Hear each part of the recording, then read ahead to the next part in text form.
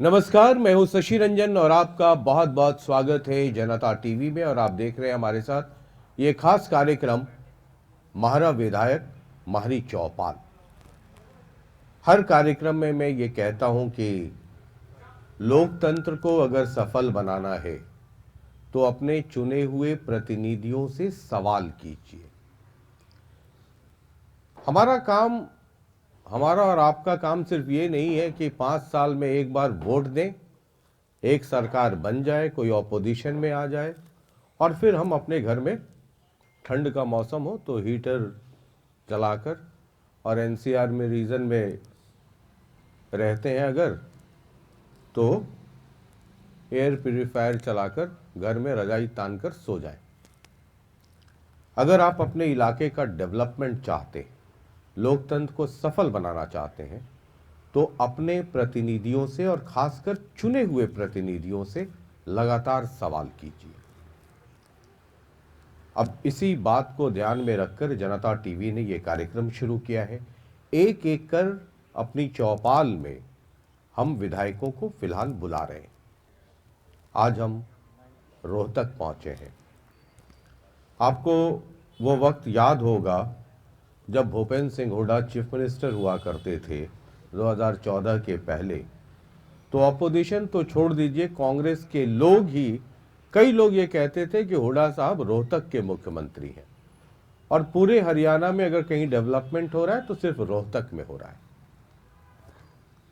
आज हम उसी रोहतक में हैं और 11 साल से ज़्यादा का वक्त हो गया है जब भूपेंद्र सिंह हुड्डा चीफ मिनिस्टर नहीं है, ना ही वो सरकार में है।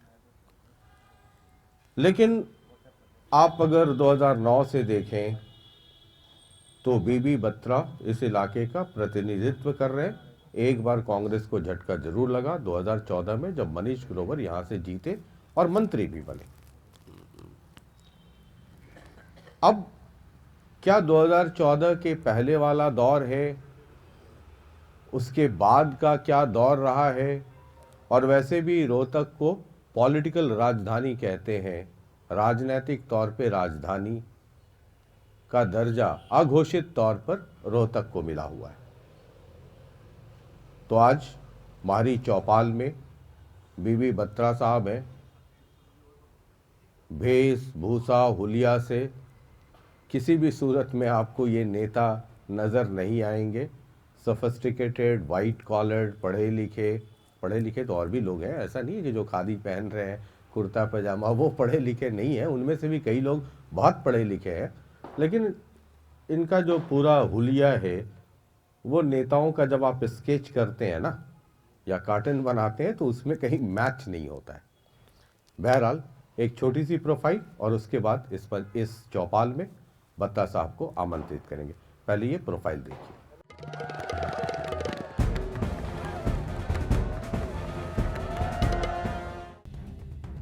आज मारी चौपाल में आ रहे हैं रोहतक हलके से महारा विधायक भारत भूषण बत्रा। 2024 विधानसभा चुनाव में भारत भूषण बत्रा ने अपने निकटतम प्रतिद्वंदी को 1341 वोटों से हराया था। भारत भूषण बत्रा ने 1977 में दिल्ली विश्वविद्यालय से एलएलबी की उपाधि प्राप्त की है। रोहतक सीट पर भारत भूषण बत्रा का दबदबा रहा है। बत्रा पहली बार 2009 में रोहतक विधानसभा क्षेत्र से विधायक चुने गए थे। उन्होंने बीजेपी के मनीष ग्रोवर को हराया था। अपने कार्यकाल के दौरान भारत भूषण बत्रा पुस्तकालय समिति, याचिका समिति, शिक्षा और स्वास्थ्य सेवाओं से संबंधी विषय समिति के अध्यक्ष थे। 2014 में बत्रा ग्रोवर से हार गए, लेकिन 2019 में उन्होंने ग्रोवर को हराकर अपनी सीट वापस हासिल कर ली। बत्रा 2010 से 2014 और 2019 से 2024 तक हरियाणा विधानसभा में भारतीय राष्ट्रीय कांग्रेस के मुख्य सचेतक रहे हैं। 2024 के विधानसभा चुनाव में भारत भूषण बत्रा ने रोहतक से फिर से जीत हासिल की। आज मारा विधायक मारी चौपाल में रोहतक के विधायक भारत भूषण बत्रा से होगा उनके काम का हिसाब किताब।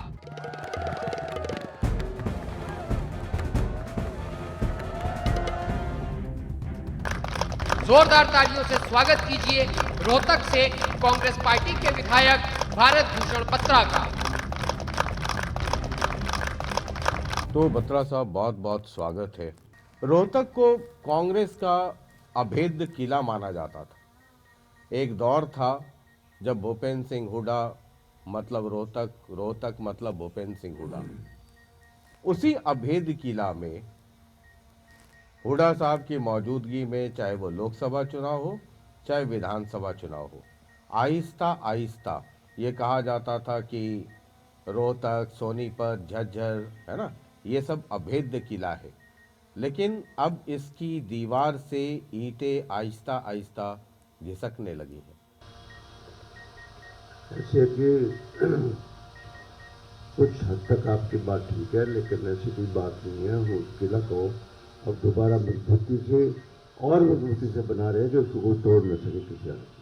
मतलब 2024 में भी, उसके पहले हुड्डा साहब खुद सोनीपत का लोकसभा चुनाव लड़े थे, है ना। बात है दीपेंद्र 2024 में हमें जो सोनीपत जिले में और जींद जिले में समर्थन मिलना चाहिए था वो नहीं मिला, पर ऐसा कोई किला ढहा नहीं है, बल्कि मैंने अभी आपने मेरे शब्दों पे गौर नहीं किया। मैं जानता हूं कि आप वकील हैं, है ना, तो मैंने ये नहीं कहा कि किला ढह गया। मैंने कहा कि दीवार से एक एक करके ईंटें जो हैं वो घसकने लगी हैं और आने वाले समय में वो ध्वस्त होने का इशारा करता है। बस कभी नहीं होगी। जो दरारें आ गई हैं उसको बड़ी मजबूती से मरम्मत करके और पहले से भी मजबूत किला बनाएंगे। तो मुझे ये बताइए, मैं आपके बारे में, आपका जब इंटरव्यू करने का जब इस चौपाल में सोच रहा था, तो मैं सोच रहा था मैं क्या सवाल करूंगा, है ना। एक वक्त था जब भूपेंद्र सिंह हुड्डा को कहा जाता था कि रोहतक के चीफ मिनिस्टर हैं। मैं नहीं कहता था। आपसे ही बेइंतहा इश्क करने वाले लोग, पाकिस्तान और श्रीलंका के नहीं, हरियाणा कांग्रेस के ही कई वरिष्ठ ये कहते थे कि ये तो हुड्डा साहब जो है सो रोहतक के चीफ मिनिस्टर हैं। 10 साल तक रहे, तो मुझे लगा कि अब 10 साल तक जो एक इलाके का चीफ मिनिस्टर रहा हो, उस इलाके में मैं किसी एमएलए का अगर इंटरव्यू करने पहुंचूं तो वहाँ तो कोई समस्या रह नहीं गई होगी, तो क्या सवाल करूं, फिर शहर में घूमने लगा। मैं इसका जवाब देता हूँ आपको।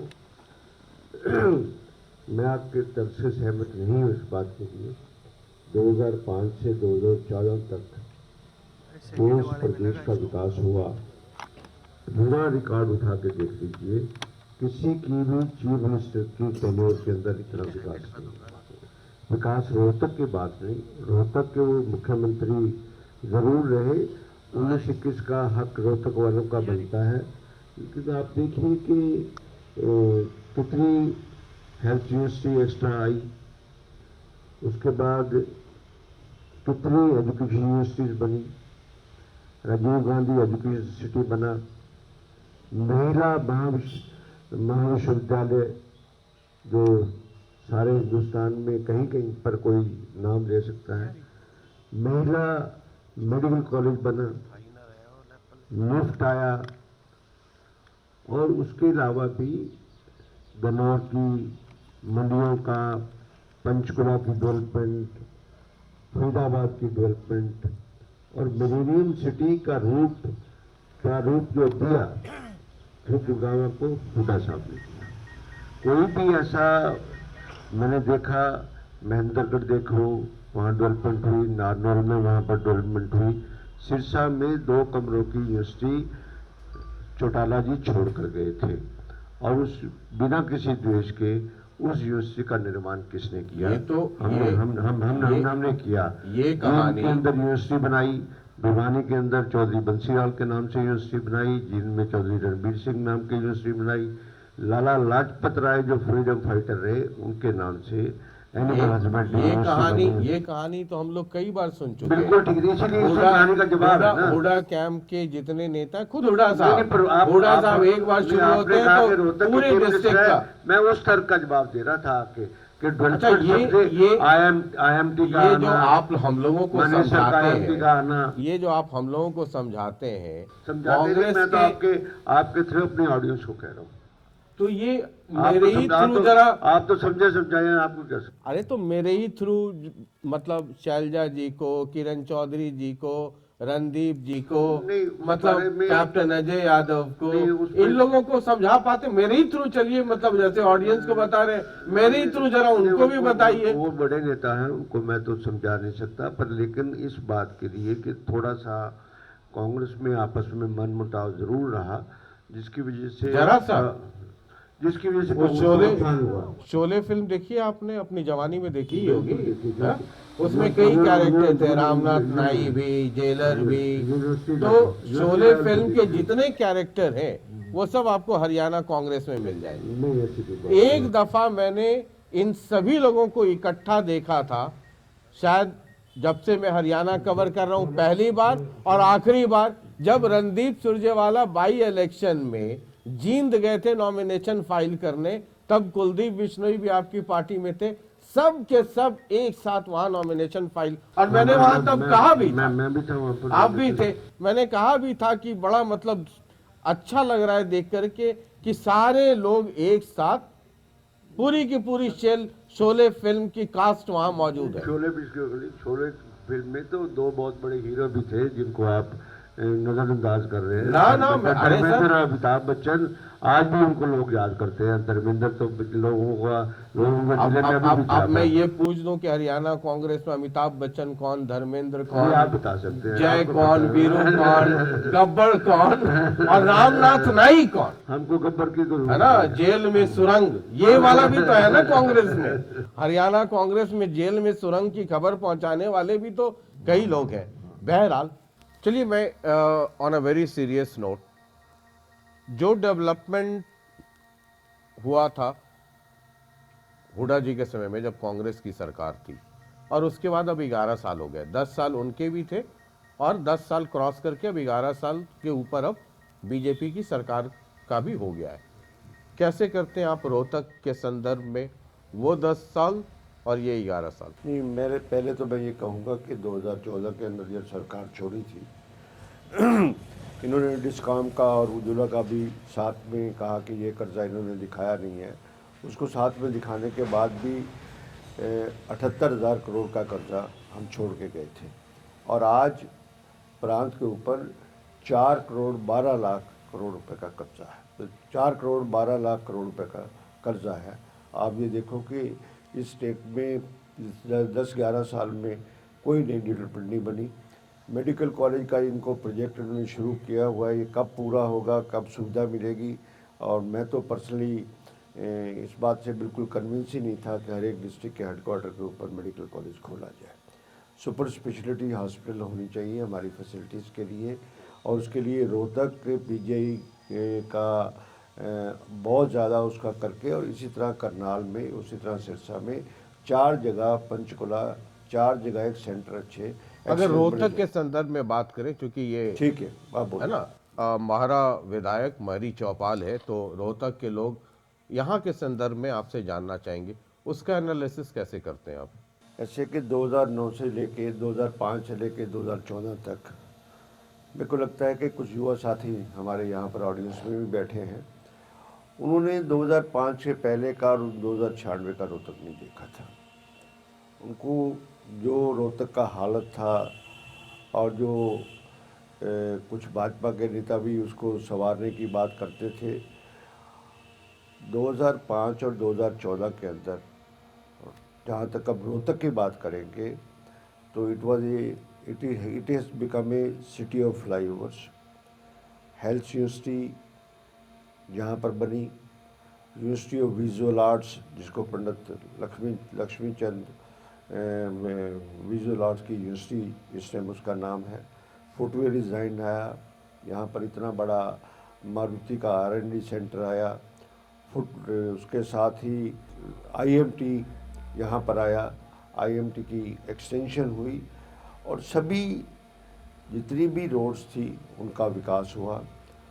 पंडित श्री राम हमारा सेंटर यहाँ पर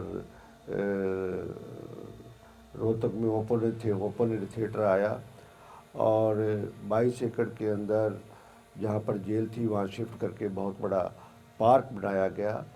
और सबसे बड़ी बात जो दीपेंद्र जी की देन थी, और शहर के प्रारूप को देने के में भी उनकी देन है, कि जो रोहतक शहर सभी तरफ से 6 वे हाई लेन से कनेक्टेड हुआ।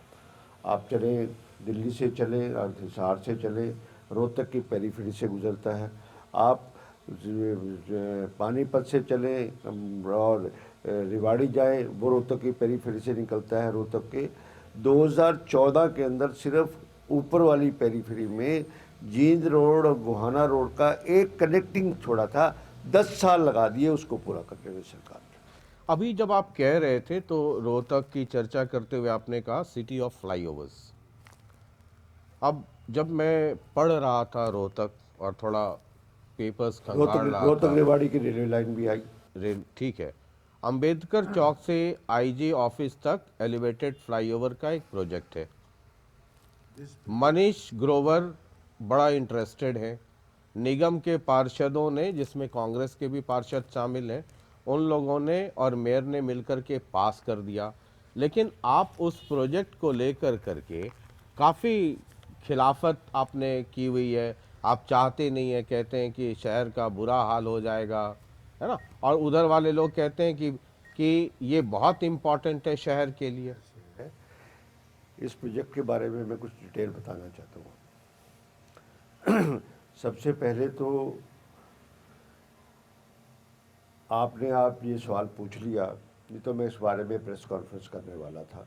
आज प्रेस में माध्यम से चला गया। ये कुछ है, ये फिजिबल नहीं है, लोगों के इंटरेस्ट में नहीं है, सारे बाज़ारों का बहुत नुकसान हो जाएगा और इसकी ज़रूरत भी नहीं है। आप देखिए कि जो आउटर की कनेक्टिविटी बनी और यहाँ पर एक भारतीय जनता पार्टी के राज के अंदर भिवानी स्टैंड से एक एलिवेटेड रोड भी बना। वहाँ पर आप जब देखें 40% व्हीकल्स जो हैं वो बाहर के होते हैं, 60% व्हीकल शहर के उसके ऊपर होते हैं, 40% व्हीकल्स बाहर के होते हैं। उसी तरह यहाँ भी जो बनेगा तो जो बाहर से व्हीकल भिवानी से आएगा, हिसार से आएगा, वो रोहतक से होकर इधर से निकलेगा। रोहतक वालों को किस बात का फ़ायदा होगा, आप बताइए इस बात के लिए। किसी कौन सी कनेक्टिविटी वहाँ से आप देना चाहते हैं? क्या आप मेडिकल कॉलेज या तिलियार तक उसको लेना चाहते हैं? Where is the connectivity? अगर एक व्यक्ति ने अम्बेडकर चौक से उसे मेडिकल कॉलेज में जाना है, कैसे जाएगा, किस हिसाब से जाएगा? फ्लाईओवर के ऊपर से जाएगा। उसका फ्लाईओवर का फ़ायदा क्या होगा? और जो रोहतक की सुंदरता जो हमने बनाई, जो रोहतक आज भी एनएच का सड़क वाली बीच में पार्ट है, ये हमारे एफर्ट्स हैं कि आज भी उस सड़क को एनएच मेंटेन करती है।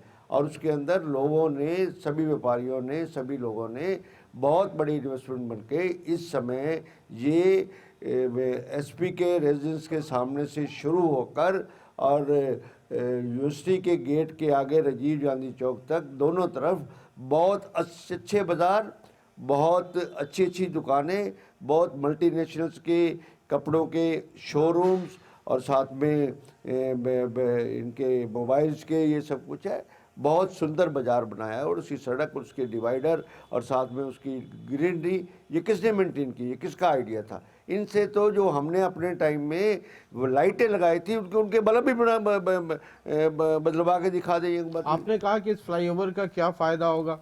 रोहतक में जब मेरी टीम घूम रही थी पिछले 4-5 दिनों से कि रोहतक की बुनियादी समस्या क्या है, लोग क्या चाहते हैं, क्या सबसे बड़ी समस्या, जो सबसे बड़ी समस्या बत्रा साहब लोगों ने हमें बताया, जो लिख करके भेजा, हमारी टीम को बताया, वो कहा कि जब बत्रा साहब आपके कार्यक्रम में आए तो ये ज़रूर पूछिएगा कि रोहतक वालों को जाम से छुट्टी कब मिलेगी। इतनी बड़ी समस्या है जाम की समस्या। एक देखिए कि एक तो ट्रैफिक का इन्फ्लक्स बढ़ा है, लोग बाहर से आते हैं, जज्जर रोड से लोग किसार आके अपना सामान वगैरह खरीदते हैं। क्या इस फ्लाईओवर बनने से वो ट्रैफिक कम हो जाएगा? जो ऑलरेडी फ्लाईओवर एलिवेटेड बना है उसमें 10 फुट जगह कम हो गई है। ये जाम के रियल में इस बात के लिए कारण है। मैं प्रदूषण की बात पे भी आऊँगा आपको उस बात के लिए। 10 फुट तो सेंटर वर्ड जो है वो खा गई और 9 फुट की गाड़ी खड़ी होगी, दोनों 18 फुट वो हो गया, 46 फुट की टोटल सड़क है, तो जाम तो होगा ही होगा। भाई अगर सड़क छोटा साइज हुआ है तो उसके बाद पार्किंग कहाँ रखें? पार्किंग के लिए शहर के अंदर डिफरेंट जगह पर एक पार्किंग के कम्प्लेक्सेस होने चाहिए। 2014 से पहले इसकी ज़रूरत नहीं महसूस होती थी। व्हीकल्स बढ़ चुके हैं सड़कों पे, गलियों में, घरों में, हर एक जगह हर एक के पास कारें हैं। अगर 3 मेंबर घर फैमिली मेंबर हैं, सबरान फैमिली है, तो 3-3 गाड़ियाँ उनके पास हैं। और इसलिए इस बात की जस्टिफिकेशन देना, मैं ये पूछना चाहता हूँ कि इस फ्लाईओवर बनने से ट्रैफिक के कौन सी राहत मिल जाएगी? और वाई आउटसाइड ट्रैफिक व्हेन दोनों तरफ से सबसे बाईपास है, तो शहर से बाहर का जो ट्रैफिक आता है, मैंने तो ट्रक भी आते हुए देखे हैं, 4 व्हीलर भी आपने देखे हुए। आप ऊपर फ्लाईओवर के ऊपर खड़े हो जाओ, आपको HR 12 की कितनी गाड़ियाँ मिलेंगी और बाकी गाड़ियाँ कितनी मिलेंगी, आप इस बात को कंपेरिजन करो। सर कोई फ़ायदा नहीं हुआ है इस बात के लिए। और आखिरी बात जो इसमें, ये प्रोजेक्ट आज से 1 साल पहले भी जब चुनाव था तब भी आया था, तब अधिकारियों ने इसको ठंडे बस्ते में डंप कर दिया था। और आज भी ये कहता हूँ कि ये प्रोजेक्ट जो बनाने की बात कर रहे हैं, जब ये चंडीगढ़ पहुँचेगा ये डंप हो जाएगा। अगर इतनी मेयर साहब इतना बात करते हैं, कुछ है, why did not improve the whole of the road structure in the शहर? सारा शहर खड्डों का शहर बना पड़ा हुआ है, शहर उसके लिए बनवा के पैसे लेके आए। इतनी हिम्मत है सरकार से पानी की समस्या का समाधान के लिए सरकार से? ये मैं आपके सामने बैठा हूँ कि मैंने मुख्यमंत्री के पास 5 बार विजिट करके और यहाँ से एस्टिमेट्स बनाए 424 करोड़ के, और मुख्यमंत्री कहते हैं पैसे ज़्यादा हैं, इतने पैसे मेरे पास है नहीं।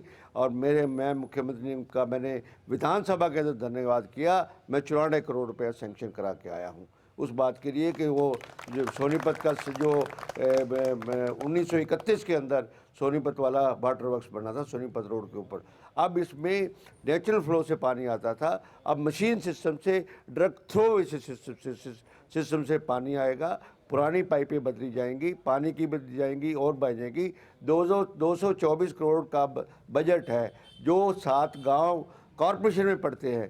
मेयर साहब को कहो कि 224 करोड़ सैंक्शन करवा के तो ले आए उन गाँव के लिए, इसका एरिया पड़ता है इस बात के लिए। इसको इस बात का तो पता है नहीं, रियलिटी में तो पता है, बातों का पता है नहीं किसी हालत में।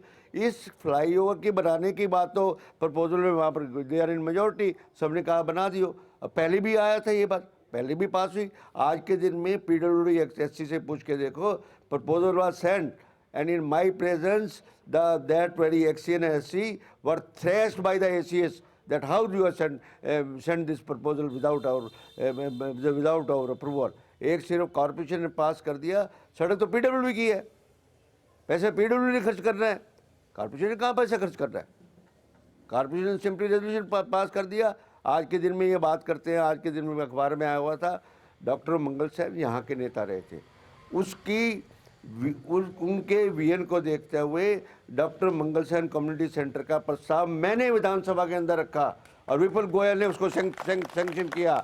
2017 के अंदर मनीष ग्रोवर ने इसको फर्जी यहाँ पर पत्थर रखा और मैंने रिकॉर्ड से पता कराया कि ऐसी कोई फाइल ही किसी हालत में नहीं थी, ना ही कोई रिकॉर्ड में पत्थर लिखा गया।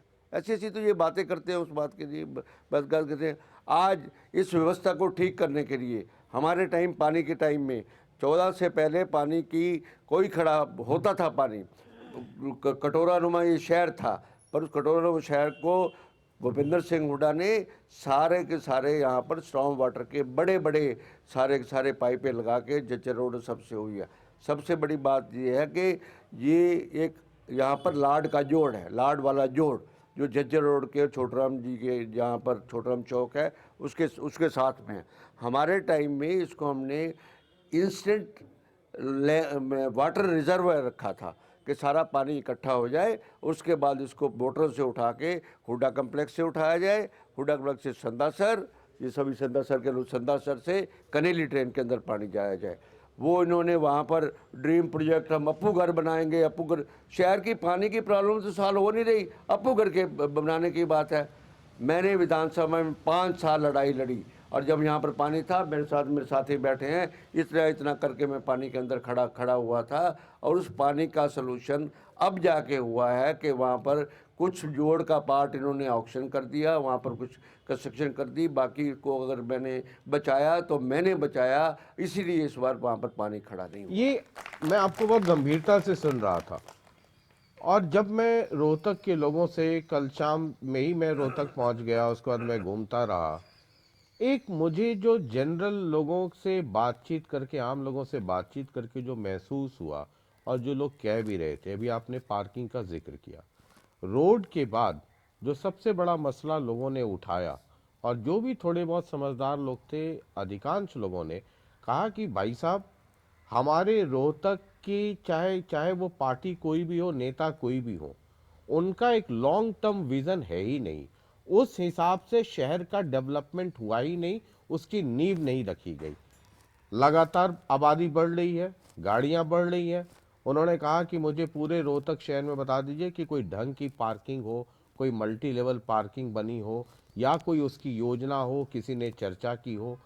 उनका ये कहना था कि एक जो लॉन्ग टर्म प्लान होता है, और उसको लेकर के हुड्डा साहब के बारे में भी कह रहे थे कि वो तो मुख्यमंत्री रहे, बत्रा साहब उनके करीबी हैं, लगातार एमएलए रहे, लेकिन एक लॉन्ग टर्म प्लानिंग जो रोहतक के संदर्भ में सरकारों को या नेताओं को करनी चाहिए थी, वो नहीं हुई। चाहे वो सीवरेज को लेके हो, चाहे वो ड्रिंकिंग वाटर को लेकर के हो, चाहे वो सड़कों की चौड़ीकरण को लेकर के हो, या पार्किंग को लेकर के हो।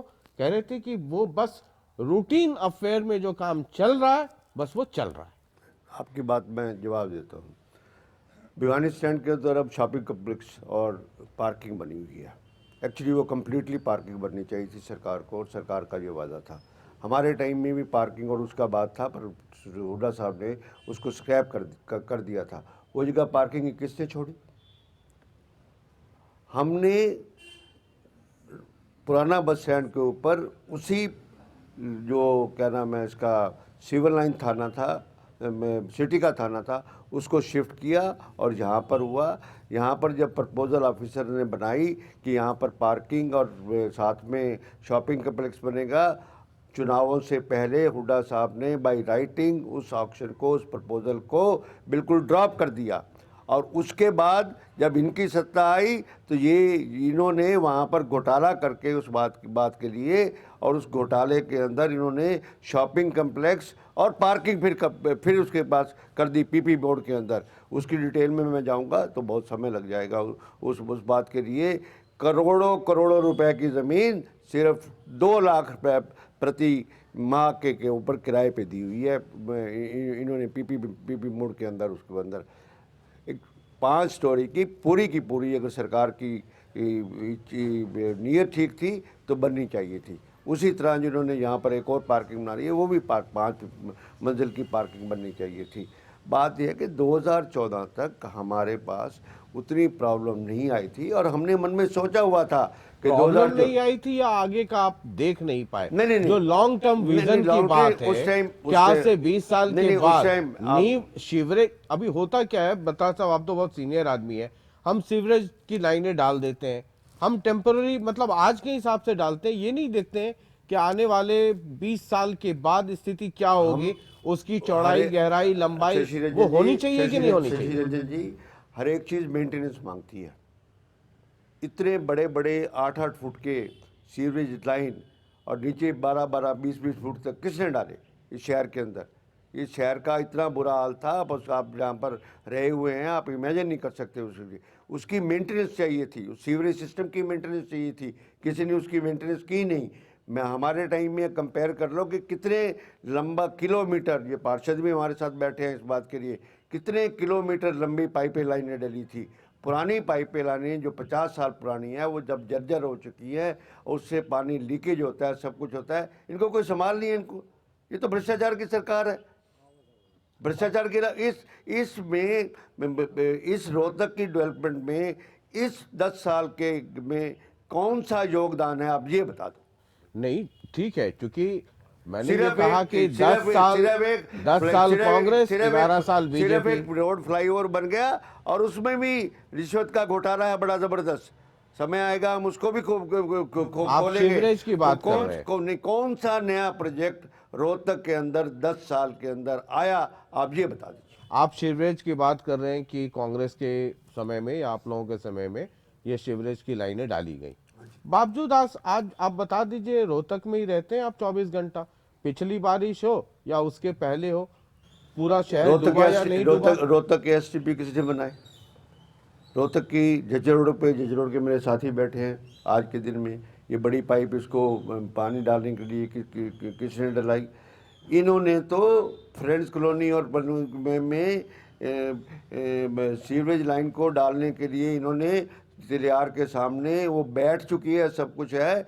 264 करोड़ रुपया अमृत वन के अंदर रोहतक के अंदर आया। इनकी सोच नहीं आई कि इस रोहतक को चौथा वाटर वर्क्स चाहिए था। हमारे टाइम में पानी पूरा आता था, वो वाटर की दूरदर्शी सोच इनकी नहीं थी, हमारी तो थी उस बात के लिए। हमने उस बात को, हर एक चीज़ को पूरा पानी दिया, सब कुछ दिया। और उस समय एक लैंड आज मुख्यमंत्री ने हाउस के अंदर एडमिट किया इस बात के लिए कि मैं पानी ज़रूर दूंगा। और साथ में मंत्री ने कहा कि एक बड़ा जलाशय हमको रोहतक में ज़रूरत है, रोहतक की रिक्वायरमेंट करने के लिए। रोहतक में पर कैपिटा जो पानी है, अब हर एक व्यक्ति को 135 लीटर चाहिए और प्रत्येक व्यक्ति को पानी सिर्फ 80 लीटर पर कैपिटा मिलता है। और वो जो 80 लीटर मिल रहा है, कल शाम में जब मैं रोहतक के कुछ कॉलोनीज में घूम रहा था तो वहाँ की महिलाओं ने मुझे बोतल में रखा हुआ बिल्कुल था, 100% कह रहा था कि मैं बात मानता मतलब उस वक्त मेरे पास कैमरा नहीं था कि इतना गंदा पानी कई कॉलोनीज में इतना गंदा पानी आ रहा है, पीने का पानी। वो कहते हैं कि हम कैंपर आरओ और इधर उधर खरीदे। इस मेंटेनेंस की जिम्मेवारी किसकी है? अब इसी बात का जवाब ले लो उनसे। Who was to maintain it? Rohtak के प्रशासन की है। पाइपें जर्जर हो गई, सब कुछ हो गई, उसको मेंटेन किसने करना था? सीवरेज की पाइपें लीक हुई, सब कुछ, उसको मेंटेन किसने करना था? हमने अपने आप डाली उस टाइम में, सब कुछ डाला। उसके बाद कुछ एरिया के अंदर, पुरानी सिटी के अंदर और गांधी कैंप के अंदर पुरानी पाइपें 60-60 साल की, उनकी रिप्लेसमेंट अब बजट सेंक्शन करवाया है। और वो भी करके क्या इनको 10 साल में इस बात के लिए सोच नहीं है? मुख्यमंत्री मनोहर लाल कहते हैं कि रोहतक मेरा है, मैं रोहतक का रहने वाला हूँ। What he has done for the Rohtak की, क्योंकि बजट आज के दिन में भी मैं कहता हूँ रोहतक को पैसा देने में आज भी भेदभाव किया जाता है। और मैंने ये विधानसभा के अंदर भी कहा इस बात के लिए। चलिए जरा, कई लोग हैं जो आपसे मुखातिब भी होना चाहते हैं, तो एक एक कर करके मैं उनको भी मैं एक दो बातें और भी बताना चाहूँगा जी। इसके बाद अभी तो क्रम है, पहले सीक्वेंस में चलते हैं। चलो ठीक है, जरा सुनाइए। नवीन जय हिंद आपसे मुखातिब होना चाहते हैं।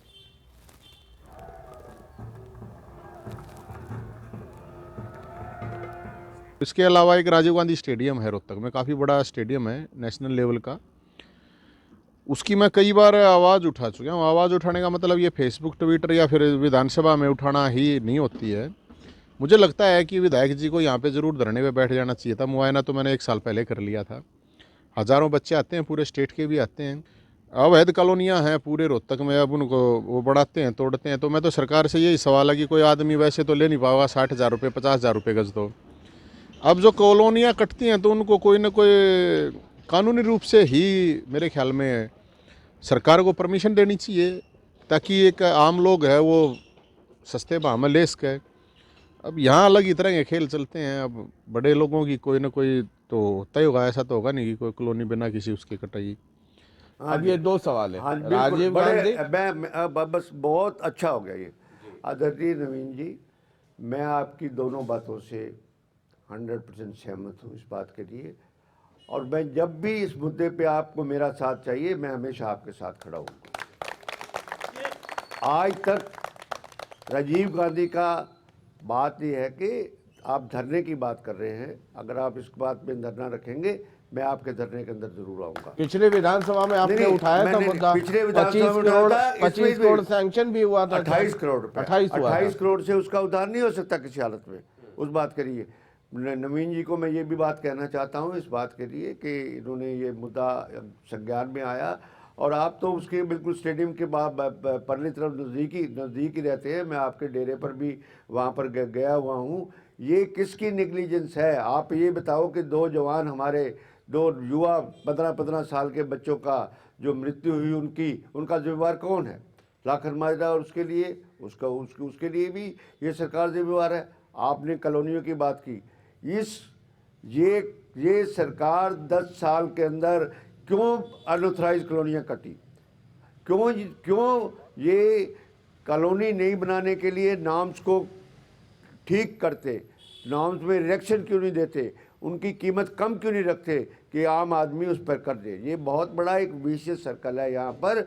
और हमारे रोहतक का तो ये अनऑथराइज कॉलोनियों से वजह से ही रोहतक की सारी शक्ल बिगड़ गई है, जिस रोहतक का हमने अब मिलके चौधरी भूपेंद्र सिंह हुड्डा और आपके दोस्त हैं अपना दीपेंद्र जी, उन्होंने निर्माण किया था। आप देखो कि आप जो बाहर की सड़क जाती है सारी की सारी 6 लेन जाती है, और जो पुरानी पेरीफ्री रोड है रोहतक के बीच का टुकड़ा हमने डेवलपमेंट के लिए छोड़ा था ना जी। किसके लिए छोड़ा था? डेवलपमेंट के लिए। ये थोड़ा कि अनऑथराइज कॉलोनी के लिए हमने छोड़ा था। अनऑथराइज कॉलोनी तो नेता करवाते हैं।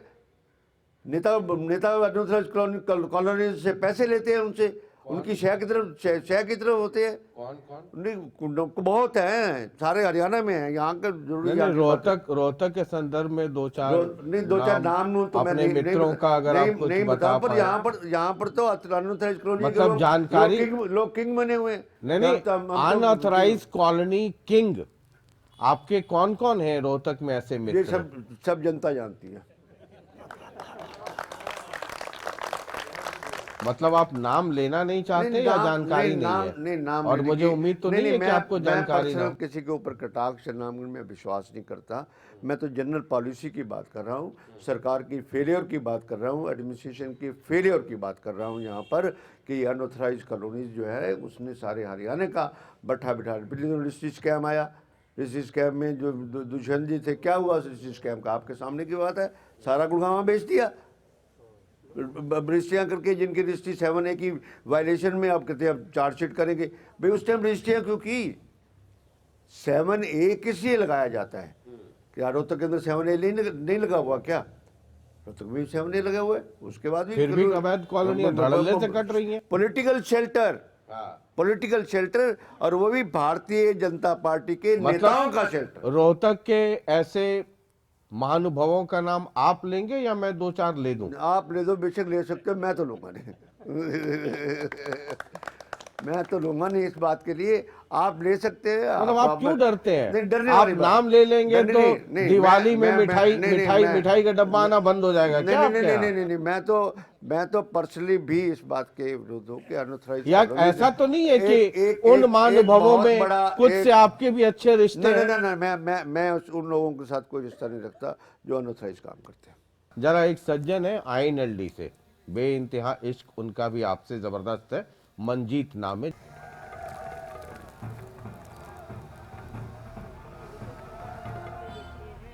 जब बारिश हो जाती है, जब कैसे हमारे सीवर जाम हो जाते हैं, कैसे रोड सड़कों का क्या हाल है, कोई सुविधा नहीं है, गुंडागर्दी चरम सीमा पे आई हुई है, भ्रष्टाचार चरम सीमा पे, सब कुछ। तो कोई भी तो काम खोखले इनके जो दावे हैं सारे के सारे फैल हैं। जनता का बुरा हाल है, लाइनों में लगे रहते हैं, कोई किसी भी तरह का कोई काम ही नहीं हो रहा, ना कोई आवाज़ उठा रहा है। जनता ने बना करके विधानसभा में भेज दिया तो वहाँ तो आवाज़ उठाए, लेकिन कुछ नहीं। मिले हुए सरकारें बीजेपी से मिले हुए हैं सब के सब। ये मैंने क्यों कहा था कि बेइंतहा इश्क है ना? मैं बताता हूँ, अभी बताता हूँ। अच्छी बात। अब मंजीत जी मेरा छोटा भाई है, ठीक है कि वो इनेलो में चले गए इस बात के लिए। Manjeet ji Chautala party, INLD party, Chaudhary Abhay Singh with all conviction कह रहा हूँ कि बीजेपी से मिले हुए हैं। वो बीजेपी की B टीम है। किसी मुद्दे पर भी उन्होंने कोई आवाज़ आज तक नहीं उठाई। राज्यसभा में चुनाव टाइम वोट किसको दिया था? उनसे ज़रा पूछ लीजिए इस बात के लिए। उसकी पार्टी ने किसको समर्थन दिया था? प्रेसिडेंट का चुनाव हुआ उस समय उनकी पार्टी ने किसको समर्थन दिया था? वो चले थे वहाँ पर, क्या नाम है, SOL खोदने। खुद गई SOL खुद गई। खट्टर साहब के साथ सबसे ज़्यादा पॉलिटिकल इनसाइड अगर अलाइनमेंट है तो अभय सिंह चौटाला और मनोहर लाल खट्टर की है। ठीक है, एक आपके और मित्र हैं मनीष ग्रोवर, या छोटे भाई हैं। मैंने कहा कि जब बत्रा साहब से आप भी पता नहीं किस किस को पकड़ के लाए हो। सुन लीजिए, वो भी आपसे चलो मुखातिब कोई है। बात नहीं, मैथ ऐसा because he had contest the election, तो उस बात के लिए कोई नहीं, सवाल करें, वो कोई बात नहीं, ऐसी कोई बात नहीं।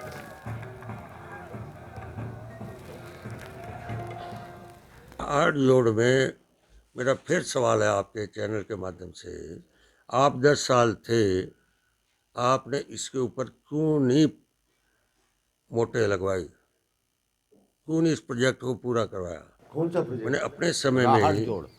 इस प्रोजेक्ट को एस्टीमेट बनवाया, वहाँ से पानी निकासी का आज 10 मोटर हैं। 10 मोटरों में मात्र 7 मोटर चलती हैं, बंद रहती है, 3 चलती हैं। बस और कुछ सवाल है? सवाल तो कई थे, उनके 16 मिनट का था, तो हमने तो एक लिया, एलिवेटेड वाला हमने आपसे पूछ लिया था। तो पहले तो इसका जवाब दे दीजिए, राहत। हाँ, पूर्व मंत्री से पूछना चाहूँगा, मैं जवाब देना चाहूँगा कि राहत रोड पे अप्पूगढ़ बनवाने की प्रपोजल किसकी थी? ये तो आपका ड्रीम प्रोजेक्ट था। इसको वाटर रिजर्वायर क्यों नहीं रखा गया इंस्टेंट सारे सीवरेज के पानी को? ये सारा जो संदा साथ जोड़ पे इतना बड़ा वाटर लिफ्टिंग का, स्ट्रॉन्ग वाटर लिफ्टिंग का प्लांट लगा हुआ है, सब कुछ लगा हुआ है, किसके टाइम में लगा था? हुडा कम्प्लेक्स के अंदर water lifting, strong water lift करने का जो प्रिवियंस था वो किसके समय था? छोटराम चौक के ऊपर जो पानी था उसका निदान किसने किया? आपके टाइम में जब आप मंत्री थे उस टाइम पानी खड़ा नहीं होता था, और आखिरी साल में पानी खड़ा होने लगा। और उसके लिए मैं ये भी बात साथ में बताऊंगा कि इस पानी का वहाँ पर समा होना कुछ इंटरनली सिस्टम में जाना चाहे तो ये जो एलिवेटेड बना, इसके जो वो क्या कहते हैं, इसकी अंदर सारी की सारी पिलर्स वगैरह बनाएंगे, उसकी वजह से भी नुकसान हुआ। ये तो मैंने रेस्टोर करवाया लाड़ के जोड़ को, इस बात के लिए आप ये कह दें, इस बात के लिए मैंने वहाँ पर पाइपलाइन अब एक ड्रेन बनवाई जो सीधी छोटराम चौक से उसमें जाती है। आपने तो अपने टाइम में उस पर ड्रीम प्रोजेक्ट करके आधा लाड़ का जोड़ आपने ऑक्शन करवा दिया, वहाँ पर दुकानें बनवा दी। वो तो उसको बिल्कुल बननी नहीं चाहिए थी। मैं तो आज भी कहता हूँ कि वो खंडर बन चुकी हैं। आप मेरी मदद कीजिए और उन सबको ख़त्म कीजिए, वहाँ पर उस दुकानों को भी ख़त्म करके, और एक बड़ा लैंड अपना वाटर रिजर्व बने, और जो छोटराम चौक पे और साथ में की दो साथ में एडजॉइनिंग कॉलोनी है, हरिनगर है, संत नगर है, भगवान दास कॉलोनी है, और आगे की कॉलोनियाँ हैं साथ में, उन सब के पानी का खड़ा ना हो, बीच में खड़ा ना हो शांतमय तक, और इमीडिएटली पानी निकल जाए। इस बार पानी ठीक है, सरकार ने हमने तो सरकार के साथ एफर्ट्स करके काम करवाने हैं। जब बात एफर्ट्स मैं करता हूँ, जब क्रेडिट लेने की बात आती है, इस बार पानी खड़ा नहीं हुआ जी, देखो जी फोटो उस पर शेयर कर दी। भाई ये लाड़ जोड़ को एक्चुअली पानी के रिजर्वायर के लिए एफर्ट्स किसने किए? विधानसभा की मेरी प्रोसीडिंग उठा के देख लीजिए, मैंने उनसे इंस्पेक्टर, उसके बाद मैं एक कमेटी का चेयरमैन भी हूँ, कमेटी में मैंने सारे के सारे प्रोविजंस बनाए, सब कुछ। आज भी मेरा प्रपोजल है, पिछली बार भी मेरा विधानसभा प्रपोजल था कि इस लाड वाले जोड़ को टोटल को पब्लिक हेल्थ को शिफ्ट कर देना चाहिए और उनके कब्जे में होना चाहिए, सो दैट पानी का मैनेजमेंट, स्टॉर्म वाटर पानी का मैनेजमेंट ठीक हो सके। ठीक है, एक और मसला है, क्योंकि आप यहाँ के नुमाइंदा हैं और क्राइम को लेकर के भी, पिटी क्राइम्स है ना, चेन स्नैचिंग, इस तरह के छोटे बड़े, वो भी एक बड़ा कंसर्न है। जरा सुनिए। नाफे सिंह।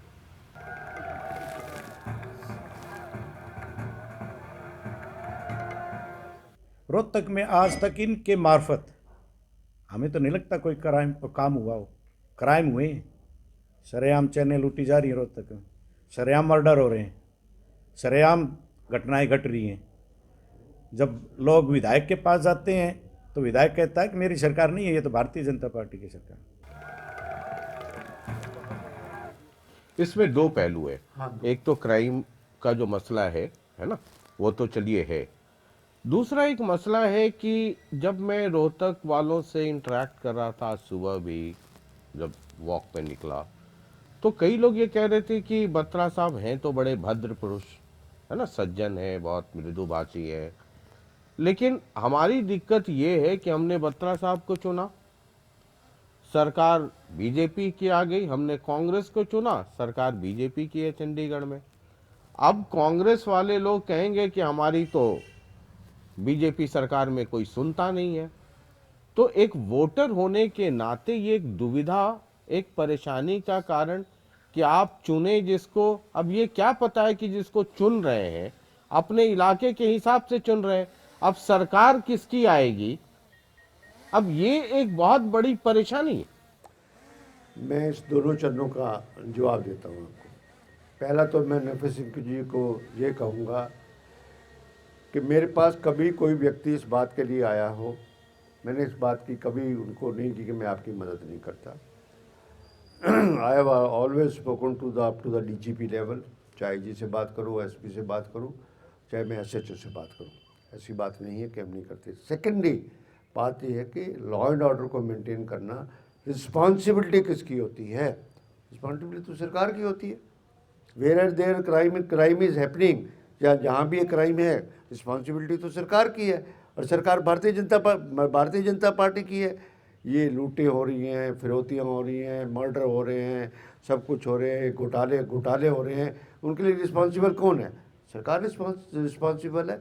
जहाँ तक कि मैं कहूँ इस बात में कि मेरी चलती नहीं है, ये कुछ नहीं, जो भी विक्टिम मेरे पास आता है, मैं उस विक्टिम की पूरी मदद करने की कोशिश करता हूँ, और SP से जिससे बात करनी है उससे बात करता हूँ। इस बात एक पार्टी और छूट गई है, उनके नुमाइंदों को भी ना, सुन लीजिए। आपने दूसरी बात भी कोई पहलू रखा था आपने, यही आपने जो कहा कि नहीं, मैंने ये कहा नहीं, अपोजिशन की भी वो होती है, उसकी अब बात यह है कि ये प्रजातंत्र का एक हिस्सा है जिसमें पक्ष भी होता है, विपक्ष भी होता है।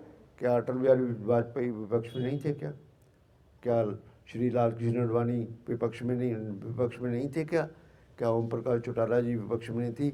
यही एक ऐसी सरकार है कि जो पार्टीशन करती है कि सत्ता पक्ष के जो MLA या उनकी जो कॉन्स्टिट्यूंसी उन पे, और उनको जानबूझ के इग्नोर करती है। इस बात के लिए प्रजातंत्र में ये कभी भी होना चाहिए सबके। फिर नारा कहाँ गया खट्टर साहब का, सबका साथ सबका विकास? तो अगर फंड्स की बात है तो सबको बराबर डिस्ट्रीब्यूट करो, रोहतक को भी करो, कलोई को भी करो, मैम को भी करो, आदमपुर को भी करो, सबको पूरे फंड्स दो। क्यों नहीं दो फंड्स देते? रोहतक शहर को लिए डेवलपमेंट की बात करते हैं, सब कुछ बात करते हैं। मैं विपक्ष का, मैं सत्ता पक्ष के भद्र पुरुष है, उन्होंने एक चुनाव लड़ा था, तो उनको भी तो लोगों ने वोट दिए। क्या रिस्पॉन्सिबिलिटी उनकी नहीं बनती क्या? सिर्फ बात के लिए कि मेरे को हरा रखा है इसलिए मैं कुछ नहीं करूँगा, तो फिर सत्ता पक्ष में जाके रोज़ जाके सब फंक्शंस क्यों करते हैं? किस बात के लिए करते हैं? बात तो समझने की है ना। एक बात के लिए प्रजातंत्र में जीतने के बाद सभी लोग बराबर होते हैं, और उस बात में नहीं है, और डेवलपमेंट में प्रत्येक व्यक्ति को उस बात के लिए योगदान देना चाहिए। ठीक है, जरा JJP के एक सज्जन है, उनको भी सुन लीजिए। जो पानी की पाइपलाइनें थी वो इतनी पुरानी हो चुकी कि वो गल चुकी है, और उनको कितना भी सुव्यवस्थित करने का प्रयास करे, कितना भी सेट करने का प्रयास करे, वो सेट नहीं हो सकती। जैसे सीवर की समस्या है, सीवर के ढाल ही बदल गए, सिस्टम बदल गया। आप कहीं भी चले जाएं, आप किसी भी गली में चले जाएं, सीवर ओवरफ्लो होता मिलेगा। ये JJP से ठीक है, एक बात मानता हूँ इनकी। Who is responsible? It is the duty of the government. जब ये ठीक कह रहे हैं कि 60 साल पहले की जो सड़कें हैं, वो अपना पाइपलाइनें हैं, वो गल चुकी हैं, वो बदलना किसका? मैंने इस बार 16 करोड़ रुपए का बजट सेंक्शन करवाया है पाइपें बदलवाने के लिए, उसी 94 करोड़ के लिए, जिसमें क्या, उसमें ये भी इसमें साथ है। नेक्स्ट फेज में मैं मुख्यमंत्री जी ने मेरे को सीवरेज के लिए पानी दिया। ये समस्या रोहतक की बहुत पुरानी है, और जो रोहतक का निर्माण हुआ वो 2005 और 14 के बीच में हुआ, उसके अलावा रोहतक का कोई अच्छा निर्माण हुआ। चलिए ठीक है, हम अब आखिरी पड़ाव में है। आपने ऑपोजिशन की बात की है ना, ऑपोजिशन में सरकार बात नहीं सुनती है, इक्वल डिस्ट्रीब्यूशन नहीं है, सबका साथ सबका विकास दिखावा है, ये जो आप कहते रहे। अभी विधानसभा में आप लोग अविश्वास प्रस्ताव लेकर आए और एन वक्त पर पूरी की पूरी कांग्रेस वॉकआउट करके बाहर चली गई। अविश्वास प्रस्ताव लाए, किस नियत से लाए, क्या लाए, आप लोगों को ज्यादा पता होगा।